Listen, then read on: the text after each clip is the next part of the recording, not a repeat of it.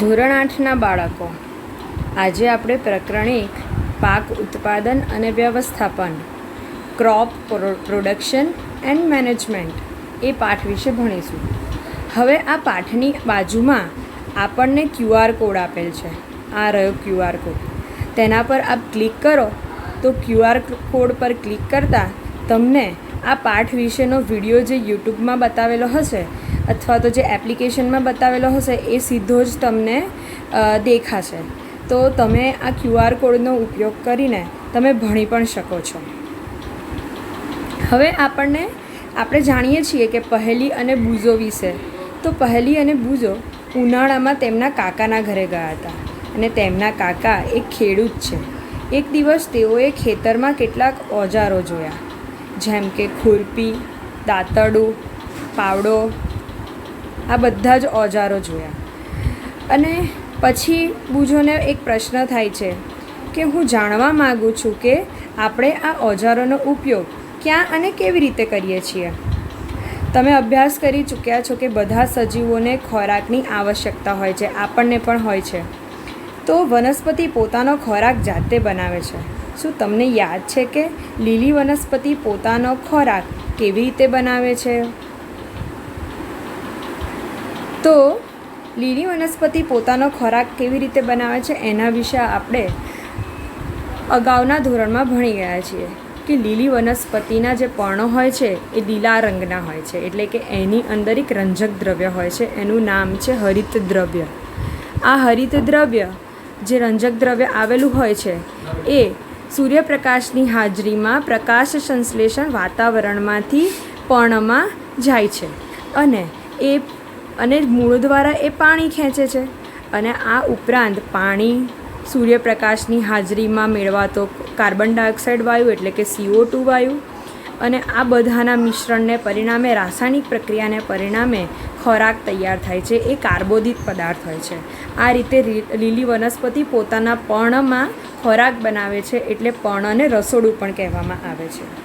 મનુષ્ય સહિત બધા જ પ્રાણીઓ પોતાનો ખોરાક જાતે જ બનાવવામાં અસમર્થ છે. અસમર્થ એટલે આપણે નાકામયાબ છીએ, આપણે બનાવી શકતા નથી. તો પ્રાણીઓ ખોરાક ક્યાંથી મેળવે છે? તો પ્રાણીઓ ક્યાંથી ખોરાક મેળવે છે? તો આપણે વનસ્પતિ પાસેથી ખોરાક મેળવીએ છીએ. તમે જાણો જ છો કે સજીવો ખોરાકમાંથી પ્રાપ્ત થતી શક્તિની મદદથી વિવિધ શારીરિક ક્રિયાઓ કરે છે. આપણે ઘણો બધો ખોરાક ખાઈએ છીએ પણ ખોરાકમાંથી આપણને શક્તિ મળે છે. આ શક્તિ દ્વારા આપણે અલગ અલગ પ્રકારની ક્રિયાઓ કરીએ છીએ. તો કઈ ક્રિયા કરીએ છીએ? પાચન, શ્વસન અને ઉત્સર્જન.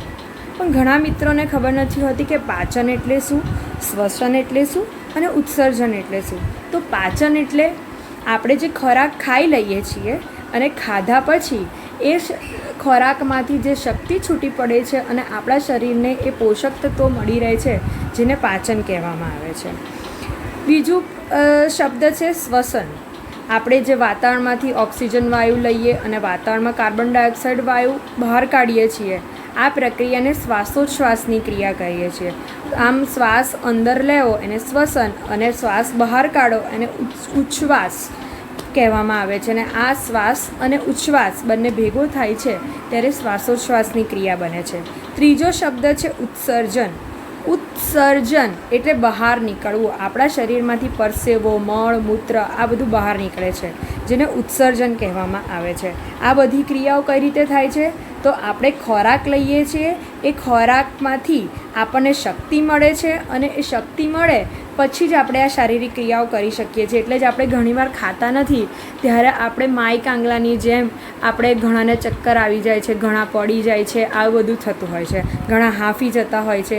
એટલે આપણે ખોરાક ખાવો જોઈએ કે જેથી આપણા શરીરમાં જે ક્રિયાઓ થાય છે પાચન, શ્વસન અને ઉત્સર્જન એ નિયમિત થાય. ત્યારબાદ છે આપણે ખોરાક વનસ્પતિ અથવા પ્રાણી કે બંનેમાંથી પ્રાપ્ત કરીએ છીએ. ઘણા લોકો શાકાહારી હોય છે તો વનસ્પતિને ખાય છે, ઘણા મિશ્રાહારી હોય છે તો વનસ્પતિ પ્રાણીઓને ખાય છે, ઘણા માંસાહારી હોય છે તો એ ફક્ત પ્રાણીઓના માંસને એના પર આધારિત રાખતા હોય છે. ત્યારબાદ ફરીથી બૂઝોને પ્રશ્ન થાય છે, અહીંયા આગળ બૂઝોને પ્રશ્ન થાય છે કે આપણને બધાને ખોરાકની આવશ્યકતા તો છે જ, તો પછી આપણે આપણા દેશના બધા જ માણસોને ખોરાક કેવી રીતે ઉપલબ્ધ કરાવી શકીએ? આ પ્રશ્ન થાય છે એને. તો પહેલી કહે છે ખોરાકનું મોટા પાયે ઉત્પાદન કરવું આવશ્યક છે. આટલો બધા લોકો છે, આટલી બધી વસ્તી છે, તો આ બધાને ખોરાક મળવો ખૂબ જરૂરી છે. એટલે એટલો સામે ખોરાક પણ બનવો જોઈએ. એક વિશાળ જનસમુદાયને ખોરાક પ્રાપ્ત કરવા માટે તેનું નિયમિત ઉત્પાદન, તેનું યોગ્ય વ્યવસ્થાપન અને વિતરણ કરવું જોઈએ. તો આ ત્રણેય વસ્તુ થવી જોઈએ. ઉત્પાદન એટલે ઉગવું જોઈએ, વ્યવસ્થાપન એટલે એની યોગ્ય જાળવણી કરવી જોઈએ, અને વિતરણ એટલે પહોંચાડવું પણ જોઈએ. તો આના માટે આપણે આ કરવા માટે અલગ અલગ ખેત પદ્ધતિઓ જરૂરી છે. તો અલગ અલગ કઈ ખેત પદ્ધતિઓ જરૂરી છે? તો ખેત એટલે એગ્રીકલ્ચર અને પદ્ધતિ એટલે પ્રેક્ટિસીસ. તો અલગ અલગ ખેત પદ્ધતિઓ જરૂરી છે. તો એના વિશે પહેલાં જે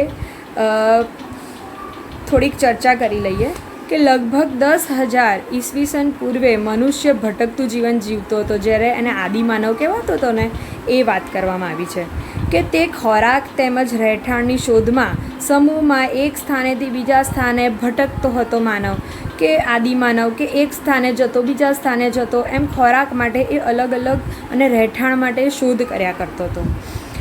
તે કાચા ફળ અને શાકભાજી ખાતો હતો.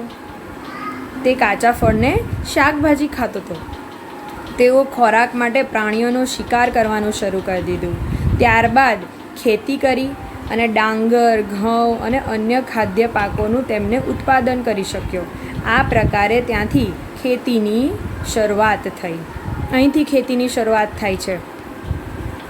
જ્યારે કોઈ એક પ્રકારના છોડને કોઈ સ્થાન પર મોટી માત્રામાં ઉગાડવામાં આવે તો તેને પાક કહેવામાં આવે છે. સૌથી મોસ્ટ આઈએમપી અને વધારેમાં વધારે પૂછાતી વ્યાખ્યા તરીકે, ટૂંકા પ્રશ્ન તરીકે કે એક વાક્યના પ્રશ્ન તરીકે આ પૂછાય છે. પાક એટલે શું? ક્રોપ એટલે શું? તો પાક એટલે શું? તો જ્યારે કોઈ એક જ પ્રકારના છોડને, આપણે ઘણીવાર જોઈએ છીએ ખેતરમાં કે એક લાઇનમાં ખૂબ જ બધા, આ લાઇન છે, આમાં અલગ અલગ અલગ અલગ અલગ અલગ પ્રકારના એક જ લાઇનમાં આવી રીતે છોડ હોય, આમ એક જ લાઇનમાં છોડ હોય. તો આવી રીતે કોઈ એક જ પ્રકારના છોડને કોઈ સ્થાન પર મોટી માત્રામાં ઉગાડવામાં આવે, એટલે કે એક કરતાં વધારે માત્રામાં ઉગાડવામાં આવે તો તેને પાક કહેવામાં આવે છે. ઉદાહરણ તરીકે ઘઉંનો પાક છે, તો એનો અર્થ શું થાય? તો ઘઉંના પાકનો અર્થ એ થાય કે ખેતરમાં ઉછેરવામાં આવેલ બધા જ છોડ ઘઉંના છે. ડાંગરના પાકનો અર્થ થાય કે ખેતરમાં જેટલા છોડ ઉગાડ્યા છે એ ડાંગરના છે. એટલે કે પાક એટલે એ જ પ્રકારના, ઘઉંનો પાક એટલે ઘઉંના છોડ ઉગાડ્યા છે, ડાંગરનો પાક એટલે ડાંગરના છોડ ઉગાડ્યા છે, મગનો પાક એટલે મગ ઉગાડ્યા છે, મકાઈનો પાક એટલે મકાઈ ઉગાડી છે.